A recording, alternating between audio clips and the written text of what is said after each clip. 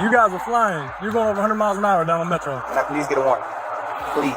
But if I was a cop and the person told me, I'll be like, I might have slapped him like, and I want to give you. I don't want to slap so fucking bad. But you told me that your license, you just got your license back. I ain't gonna get your license. I've seen one too many bodies. I promise I won't do it again. I've seen one too many bodies, man. You know how many of those? Young Thug is currently making headlines for all the wrong reasons. Not only has he violated the terms of his probation through explicit lyrics in his music, but he also called out a female police officer by name. These actions have triggered serious consequences, as the federal authorities are now moving to revoke his probation entirely. Young Thug did to have and this is how you know this 4PF is real. Young Thug posted the woman. This is Marissa Vivierdo. He said, biggest liar in the DA office. He posted her, okay? And then he also reposted, all my homies hate Vivierdo. Now, this is someone who is a officer of the law. This is someone who is a government official. When you do that and you're under probation, the government is going to be like, oh, you sending a smoke signal that people should hurt this woman? That's why they're doing a motion to revoke his shit. Why did he do this? Because she's testifying in the OMF case, and she's basically saying, yo, OMF and 4PF, little baby and them, they're beefing and is dying, and indictment's finna come down. According to official reports, the state of Georgia has filed a motion to send Young Thug back to jail. The prosecutors plan to use his recent lyrics as evidence against him, specifically from his track Money on Money, where he raps, "These guys, telling for nothing, and I got to be the one calling them friends." Many believe this was a direct shot at Gunna, whom Thug accuses of cooperating in the YSL RICO trial.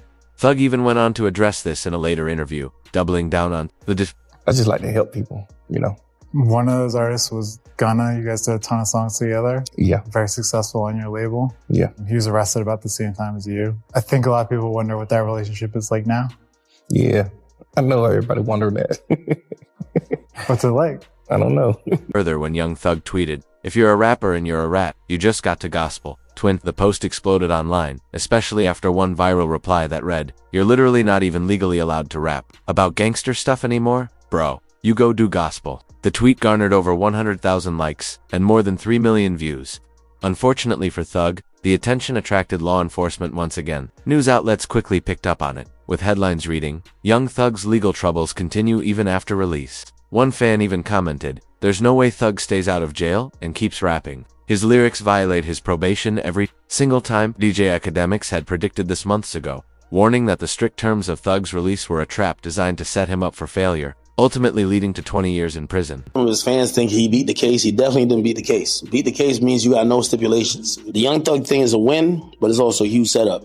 If you gonna tell me that they're gonna monitor him on a probationary basis for 15 years, can't be in Atlanta, can't communicate with co-defendants or gang members, he can't rap about, he can't promote any music that has to do with what they believe is activity. He's always going to talk about him and he's doing his thing. They might consider that activity. He might be like, yo, me is like, yo, we going to the park getting lit. We going to the club getting lit. They might be like, oh no, you talking about the game. So, we celebrating right now because I think we could all see, if you follow that trial at all, whether you're a fan of Thug or not, you can see the pain. You can see this was going through it. Like, he gained a lot of weight. Everybody knows Thug was not that weight. So we happy he got out, but we definitely got to be very cognizant of how it's going to. Not long after, a bombshell leak exposed the Fed's next move. Whack 100 claimed he had possession of 2 hours of interrogation footage showing Gunna giving up Young Thug's name. This sent shockwaves through the fanbase, leading many to believe that federal prosecutors are preparing for yet another YSL-related case. Gunna, hey Gunna, listen, I'm putting it together. I'm gonna give you some time. I don't know, 24 hours, 12 hours. 5 hours, 6 hours, 1 hour. I don't know. I'm gonna give you some time though, Gunna. For you to go ahead on and confess. Confess to the world about all the telling you did. You know that interrogation? Yeah. Guess who got it? 2 hours? Boy, you was in there talking more than Hurricane Katrina. The only thing he did wrong was let him record him. You know what I'm talking about. Fans took matters into their own hands. digging through public federal files and uncovering even more damaging evidence. It appears the authorities have updated their case file with new probation violations. Just 1 week after his release, Young Thug tweeted, "Wham, let's drop one on these rats," a reference that many believe was aimed at Gunna and a possible nod to Lil Baby. Lil Baby responded subtly on Instagram, saying, "We should." The next day, Thug tweeted, "Gunna, stop acting like we're friends on the internet. I don't know you." Gunna's brother fired back, saying, "Trust and believe. The feeling is mutual." That same night, Thug was seen hanging out with T.I., who supported Thug's claims, while Thug sneak discoing once again on Instagram. Hey man, what you got to tell these people? Man. Man, Jack. You feel me? You did. Hey man, ain't no cap in it. No cap in my right. You feel what I'm saying? The right way. It's time. The right way, bro. You feel what I'm saying? Right way. Yeah, that way. Yeah. And go tell that. T.I. appeared to take Young Thug's side in this ongoing feud, but fans were quick to urge Thug to stop dissing Gunna, warning that it could land him back in prison. However, Thug seemed unfazed. That same evening, he posted videos from the studio, flaunting jewelry and celebrating his return home, completely disregarding the terms of his strict probation. Yeah, that's some pounds, Pete. How much you want to away, Pete? Go pound. Go pound. Go ahead. Bag. In that bag. I'll take. Go ahead. But the trolling didn't stop there. DJ Akemix later revealed that Young Thug had been making calls from jail to other rappers, warning them to stay away from Gunna. This stirred even more controversy. These are so atrocious. Young Thug told everybody that Gunna was a snitch. I'm telling you this. I don't give a if you believe me. That's what he sent to. Or he sent a message to Dirk, Baby. There's a few other rappers. I just won't call their names. Just because some of them just told me in privacy. All of them rappers start not fucking with Gunna, speaking out. They're chilling away. Thug got out. Gunna kind of hot. Ain't like you're trying to really like jump and work with Gunna. Fans quickly speculated that Thug himself was the source behind these leaks, believing he wanted the world to know but couldn't say anything directly due to his probation conditions. Eventually, Gunna responded through his lawyer, who clarified, "I was Gunna's attorney, but I'm not speaking on his behalf. This is simply to set the record straight. Gunna did not cooperate, did not testify, and did not affect Young Thug's case in any way." Have personal knowledge that members or associates of YSL have committed crimes in furtherance. Yes, ma'am. You were present along with Jeffrey Williams, wherein higher and a firearm were recovered. These items did not belong to you. Yes, ma'am. The statement continued, noting that Gunna spent 8 months behind bars before being released in December 2022 via an Alford plea. He received a 5-year suspended sentence, no probation, no travel or living restrictions. Meanwhile, Thug spent 30 months in jail before pleading NOLO and receiving a 15-year probation sentence with reporting conditions. He's not even allowed to reside in Atlanta. The online back and forth exploded, with fans from both camps clashing. One viral tweet summarized the divide. "Once you understand what Gunna's role really was in the YSL trial, you'll see why Thug and Baby will never rock with him again." That's when someone linked an official evidence file that made things even worse. Like, come on, bro, you know what's finna go on. Like, how the hell you can, you know what I'm saying? They ain't even like that, man. Them got tickets on a lot of these folks, I'm telling you. We just heard somebody say these folks got tickets on these people. We know what's going on. First of all, who was that said that about the tickets? Unc, the unidentified male that was being referred to as Unc. And he's speaking with Mr. Sanders. Correct. And what, in your experience, do you know what tickets are? A price on somebody's head. What do you mean by, what do you mean on somebody's head? What is that? Like a bounty. Okay. To have them arrested? Harm. Or And who were they referring to in that portion of the call? they were saying that they had heard that Dominique Jones had tickets on a lot of people's heads. Dominique Jones had wanted to have people harmed. Correct. All right, moving on. According to that file, Georgia's Bureau of Investigation is preparing a new RICO case this time, potentially involving Lil Baby. The documents even name-drop Baby in connection to new criminal activity. Shockingly, during a recent court hearing, an investigator revealed a wiretap suggesting Lil Baby had allegedly put tickets on people's heads, meaning he might have paid for hits. The case is starting to resemble a murder-for-hire situation, similar to the allegations against Lil Durk. Police are blaming a local rapper's music video for the deaths of two 10-year-olds, and a $50,000 reward is being offered for more information. So far, 7 people have already been arrested. Between the bullets, it was nothing but bullets, pop, pop, pop, pop. At least 25 shots fired. Yeah, it was terrible. It was just a concert. I was waiting for little baby to come buy my tacos. In response to the heat, Lil Baby tried to distance himself. News broke that he had officially shut down his label for P.A.T. to avoid it being classified as a criminal enterprise and attempt to clean house in the middle of an active investigation. Four Pockets 4 had to come to an end. You know what I'm saying? Mm-hmm.